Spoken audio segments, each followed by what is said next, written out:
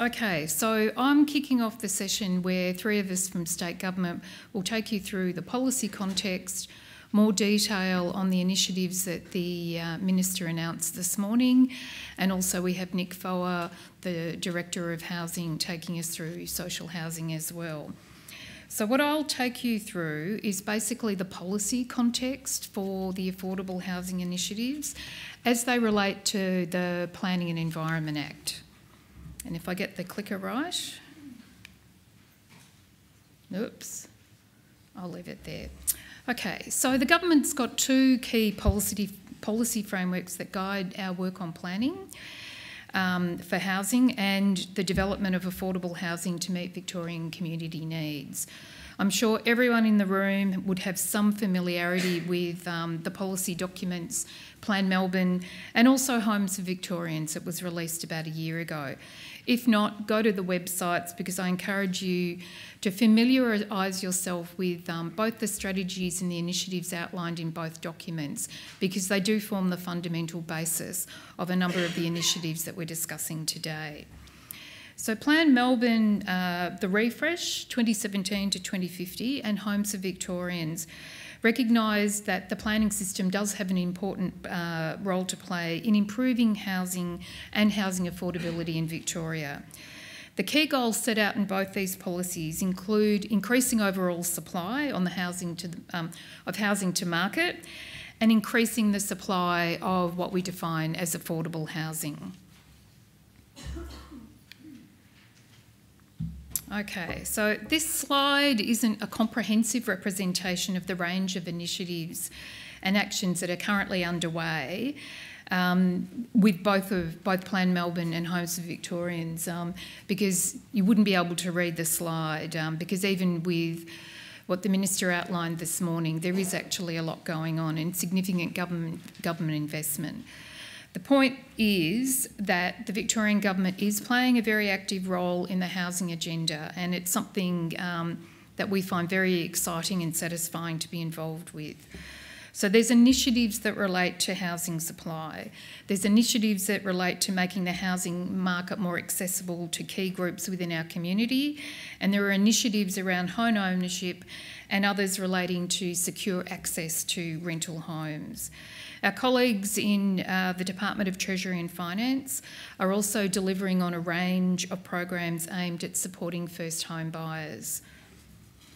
The VPA, as you know, is also accelerating the release of new housing lots to market, and the supply issue is something that Ben mentioned in his presentation, and ensuring that the growth areas are desirable places to live is also the key plank of our precinct structure planning process. So in a few minutes, Nick Foa from the Department of Health and Human Services and also the Director of Housing will present to us. So I'll leave it to Nick to take you through the incredible range of initiatives being led by DHHS. And of course, as both Christine and the Minister outlined, DELWP has a role to play as well. So, DELWP leads the delivery of a number of interconnected housing-related actions that come out of Plan Melbourne. And I just want to spend a few minutes with you just recapping on what those initiatives are. So, Action 26, which is the development of the voluntary tool for affordable housing, is the focus of today's symposium. The voluntary framework, as you know, is now in place, and today the purpose of the symposium is that we come together to better understand the voluntary framework and how it can be used to deliver affordable housing and also generate and stimulate innovative ways and approaches to being able to deliver affordable housing initiatives. In a moment, I'll be handing over to my colleague Morag McCrone, who's the Director of Forward Policy and leading on these initiatives as well. And she will take you through the voluntary tool and the initiatives in detail. But just briefly, some of the other actions that are relevant to housing from Plan Melbourne, they include Action 19, which is the development of metropolitan regional housing plans. Now, this work aims to provide regional scale assessment of existing housing and diversity affordability issues in the metro regions and identify actions to address issues at the regional level. And we're talking at the partnership level. This work is closely aligned to the land use framework plans that are also an initiative out of Plan Melbourne, which will deliver spatial mapping of land use in each of the metro regions as well. They're being developed as part of what we call Action 1 out of the Plan Melbourne implementation plan. So while the work on the regional housing plans is very much in its early stages, because in fact we want the land use framework plans to go first, we have delivered what we call a modest product, which is now available online through planning.vic.gov.au, which is called the Melbourne Data Viewer.